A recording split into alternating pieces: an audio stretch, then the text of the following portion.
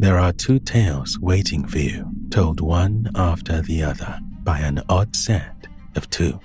So prepare yourself, dear one, because this is Drops of Darkness. I am Stranger, and I tell only fantasies. Whenever your world has a grip on your throat, I am there, waiting to unleash the monsters that sleep in my mind, so that they may remind you that you have sharp teeth and claws of your own. Gods often die slowly. Somewhere down the line, worship turns to myth, and then myth turns to bedtime stories. There is power in stories, but the type reserved mostly for the teller and the listener, leaving only scraps for the deities who were once used to feasting on reverence and devotion. At a certain point, it becomes not enough. The birthing of new gods ceased, and the old ones had to find their sustenance in human ways. Food and lust were the first and the most obvious, but then followed drugs and adrenaline, and then fear. For most, their newly fragile bodies did not survive long enough to see these cravings fully satiated. When Zeus himself finally fled the crumbling ruins of Olympus, he was the only one left, and knowing that there were no eyes to witness his descent, he wasted none of his waning energy on a great show of mightiness. He saved it for his frantic effort of survival, and even that he could barely manage. The king of the gods fell hard, but out of all the Olympians, he had tasted the pleasures of the mortal world most. And as weak as he was, it did not take him long to rediscover his favorite consumptions. With Hera long gone, she was even less of a thought in Zeus's mind as when he was immortal, and he found himself between a new pair of legs any time the chance came about, which was often. He might have been barely more than mortal at this point, but Zeus had countless lifetimes of practice in getting exactly what he wanted. But as he soon began to discover, that's not what mattered most in this world. The world of humans is a cruel, unforgiving place, and while Zeus had tasted frustration, pain, and anger before as a full god, it was nothing compared to how it feels when the world holds the power over you instead. And he often forgot his new role in this world, his new place in the chain. What humans had that he did not was practice in living despite the horrors. They expected it in ways that none of the gods, save perhaps Hades, could possibly fathom. And what's worse is that the darkest, most vile lashes of cruelty came from the hands of other humans with their own ideas of how best to survive. One night, Zeus didn't notice the slight spin in his vision after downing the drink with the half-dissolved pill at the bottom of the glass. He had another, and then another, and with each burning shot he knocked down his throat, he forgot more and more about the empty and desolate Olympus. And all he wanted was something to end the emptiness and desolation within himself. The rest of that night came in flashes, mere glimpses of what all occurred on the outside of his consciousness as he felt his flesh exchange hands in the darkness. Some of them were gentle as they invaded, while others brought only pain. There were laughs, some whispers, and tears that may or may not have been his own. When he awoke in his own bed, he was surprised to find himself in a familiar place. At first he was relieved, but then came dread, as he wondered who, in his delirium, he had let into his private domain. He rose to investigate, but the world quickly resumed its spinning. There was something else, though, beneath the intoxication that drew his attention. He followed the fevering heat and soreness until he found an inflamed image tattooed in the skin of his ribs. He could see that it was large, whatever it was, but that was it at that angle. With his heartbeat thudding throughout his whole body, Zeus lifted himself up from his freshly stained bed and crossed through the chaos that had been left in the wake of his guests now long gone. He patted the bathroom wall until he found the switches and in an instant, white light cut into his eyes like daggers. While squinting, he lifted his ruined shirt and began to decode the bloody scribbles. There was a skull at the center, with crudely drawn bolts of lightning coming out both its eyes. Surrounding it might have been laurels, or possibly snakes. It was hard to tell if it had been scales or leaves that had been tattooed by an unsteady hand. Zeus wasn't concerned as much about the image as he was about the fact that it did not seem to be fading. He might not have been what he once was, but there was enough golden ichor left in his blood to allow him to heal quicker than any pure mortal. Despite this, the skin around the tattoo grew angrier, and when he pressed a finger against it, he found the surface slick with a clear yellowish liquid that bubbled up from the jagged lines. Cranking the tap, Zeus drenched the skin with hot water and scrubbed at the tattoo. The top layer slid off in his hand, revealing more of the growing infection that was spreading under his flesh. The fever had grown in just those few moments, encasing his eyes in stinging heat and sending chills throughout his weak body. "Fire in my name. Blood spilled to my glory, that's all I want," said Zeus as sickness overtook him.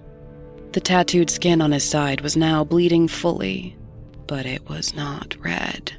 It was pure gold. The traces of god blood had been drawn out from his veins, leaving the rest of his body fully and painfully human. The thick, sticky ichor drenched the raw flesh, coating the tattoo in its entirety, draining him of the last of his power. "Not yet," he whispered. "Not like this." As he felt himself fall to the floor, Zeus grabbed the straight razor that laid next to the sink, but it slipped from his slick, shaking hands and clattered against the bathroom floor. He dropped hard on his knees, and as he swayed against the incoming darkness, he heard a voice. "Father," it said, "set me free."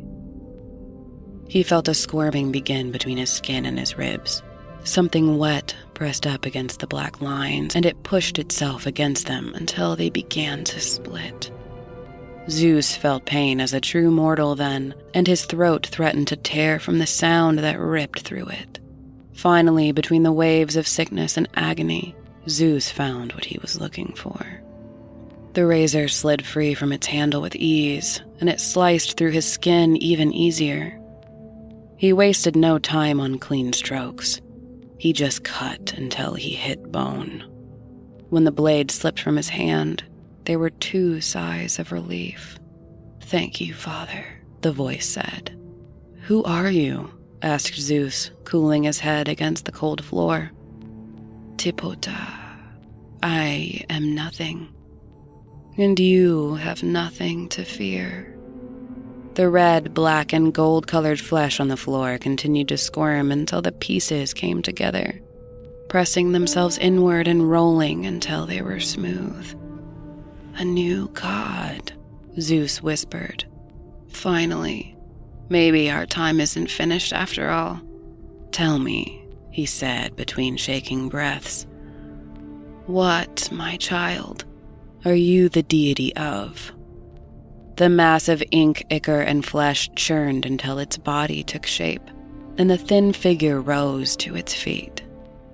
Zeus then watched as his offspring knelt by him, and he looked into the black eyes of his child and saw the answer before it was spoken. "I am of endings. Both humans and gods have been building this world as my altar, and I have finally risen to claim the eons of sacrifice and worship ingrained in its earth and its bones." Black lines twisted and stretched under the new god's skin, telling stories of things Zeus knew he would not live to see come to pass. "A fire in your name," said nothing as flame formed in his hand. With his other, he picked up the razor. "Blood spilled to your glory that made me." With one cut, nothing consumed his first ending, and with the fire he set about his work, remaking his new world.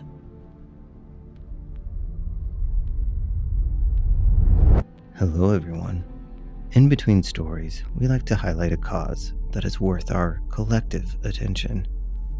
For October and Indigenous Peoples Day, we decided to highlight the Native Organizers Alliance.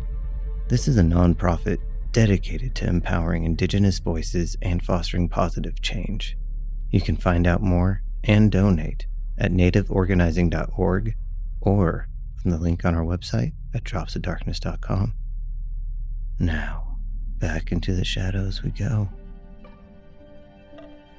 I am someone, and I tell only truth. Whenever something slithers through the barrier between worlds, I am there. Not to stop them, but to watch them and remind you of the countless terrors your kind has survived, all on their own. My family moved to the rural Midwest when I was a kid. Our closest neighbor was miles away on either side, and all around our house was abandoned, overgrown soy fields with only a strip of trees off in the distance. Pretty boring for myself and my older brother. So you can imagine how interested we were when we found an old set of train tracks sunk into a deep gully at the edge of our property. We lived there for a couple of weeks at that point and both agreed that we'd never heard a train go by. That, plus the fact that the whole area was abandoned fields, led us to the conclusion that it was perfectly safe to climb down and explore. There was an easy way down and at least 10 to 15 feet of space on either side of the tracks, so even if a train did come by, we'd be fine. After about 10 minutes, we checked out everything in that little section and decided to see what was around the bend. We started walking, and when we made it around the curve of the tracks, we saw rows and rows of huge willows that grew out over the edge of the gully, along with curtains of vines that made it look like green waterfalls on either side. After weeks of staring at brownish, half-dead soy fields, seeing this was incredible. We kept walking, checking out every weird tangle of roots, and even found a few animal bones that we almost took home, but ultimately decided that they were probably better off where they were. There was so much to look at that we weren't paying attention to how narrow it was getting, or how far we had gone, until a voice called out from behind us. My brother heard it before me, and I remember seeing the look on his face as he realized that there was barely any space on either side of the tracks anymore. He told me we should play a climbing game and see who could get to the top the fastest, which I remember thinking was strange because he never suggested we race each other. He was 8 years older than me, so there wasn't much of a competition there. He tried to grab onto some of the vines to test if they were strong enough to climb up, but they just came out by the roots from the loose dirt. Then the voice called out again, this time loud enough that we both heard it. I'm not sure if it was saying anything or if it was just yelling at us for being somewhere we shouldn't. It was coming from behind us, so as much as we wanted to turn back towards where we came, that option was suddenly very unappealing. And then it became out of the question when we heard a rumble building from around the bend. There was a train coming, and there was no extra space on either side of the tracks. I looked at him to see what we should do, and I remember all the color being gone from his face. He had no idea what was ahead of us if we chose to run forward, and he had no idea if we had enough time to make it back to where it would be safe before the train came. I'm sure that wasn't the first time I saw my brother terrified, but I do remember that being the first time it ever showed. But then he just smiled, told me I was going to climb, and assured me it'll be fine because I was a lot smaller than he was and that he'd give me a boost. I thought his plan was for me to make it up and then I could help lift him up, but I realized later that I was too small to have been able to reach back for him or pull him up even if I had been able to get to him. He wasn't planning on getting out, and either way, it didn't matter, because even though I was smaller, the dirt just crumbled in my hands anyway. And then we heard the voice for the third time, and this time, it came from right next to us. It said, "Run." I'm not sure what made my brother decide to run forward instead of back, but when he grabbed my hand and I started to run, I didn't question it. After a minute or two, the tracks finally turned into a straightaway, and then maybe 1,000 feet in front of us was a bridge. I think that was the fastest I'd run in my entire childhood, possibly my entire life. It had some crisscrossing support beams, and when we got to it, I was able to climb up on my own after my brother gave me a boost, and then he was able to jump and pull himself up. We made it to the top just in time to sit there with our feet hanging over the edge and watch the train thunder down the tracks underneath us, with maybe 1.5 feet of clearance on either side. I don't know who or what that voice belonged to, but if it wasn't for being told to run, we wouldn't have made it out of there. At least, not both of us.